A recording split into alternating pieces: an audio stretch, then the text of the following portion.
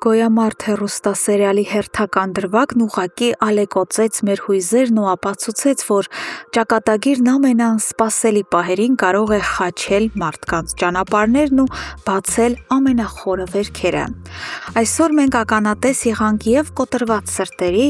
և մահվան եզրին կանգնած հերոսների, և երկար սպասված ճշմարտության բացահայտմանը։ Սկսենք ամենահուզիչ և ցավոտ տեսարանից։ Մանանի և Գրիշոյի հարսանիքին հաշված օրեր են մնացել։ Տեսարանը, որտեղ Մանանը ճերմակ, շքեղ հարսանյաց զգեստով դուրս է գալիս փողոց լուսանկարվելու, կարող էր լինել անսահման երջանիկ, եթե չլիներ ճակատագրի դառը հեգնանքը։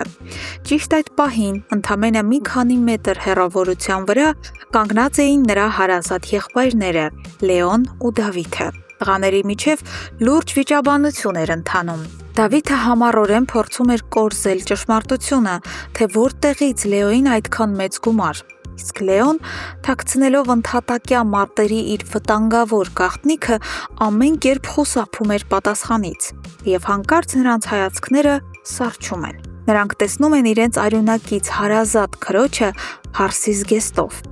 Այս տեսարանը տղաների համար իսկական հոգեբանական հարված էր։ Նրանց աչքերում միախառնվել էին ապշանքն ու անսահման ցավը։ Իրենց միակ քրոջ կյանքի ամենակարևոր ու նվիրական իրադարձությունն է, իսկ իրենք ոչ միայն կողքին չեն, այլև նույնիսկ տեղյակ չեն։ Սա ընտանեկան կապի ամենադաժան խզումն էր, որը ևս մեկ անգամ ցույց տվեց, թե որքան անդունդ է գոյացել նրանց միջև։ Մինչ եղբայրները փորձում են մարսել իրենց հիասթափությունը, քաղաքի մեկ այլ կետում իսկական մահվան տեսարան է ծավալվում։ Հունանը հոգեբուժարանի բժշկուհու հետ խոսելուց և Էռնային ազատելուց հետո անցնում է իր արյունոտ վրեժխնդրության հաջորդ քայլին։ Նա գնում է Ավոյի հարցերը վերջնականապես լուծելու։ Գտնելով Ավոյին հյուրանոցում անհոգ քնած,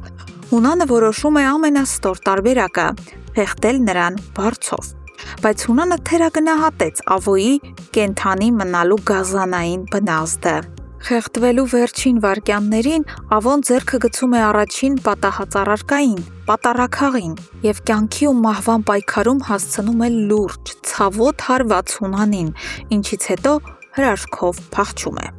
Հունանը հայտնվում է անտանելի ֆիզիկական ցավերի մեջ։ Այս դեպքն աննկատ չի մնում։ Իմանալով ամուսնու վնասվածքի մասին, Իննան անմիջապես վերադառնում է տուն նրան տեսակցելու։ Հունանը չի կարողանում հասկանալ, թե որտեղից է լուրն այդքան արագ հասել կնոջը։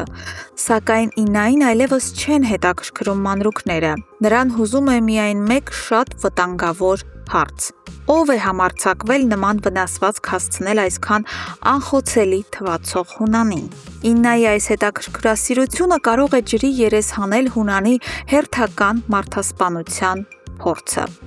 Բայց սերիայի գլխավոր և ամենաճակատագրական պայթյունը հասունանում է Դավիթ պապիկի շուրջ։ Ծերունին, ով օրեր առաջ կտրականապես հրաժարվում էր անգամ լսել Ավոյին,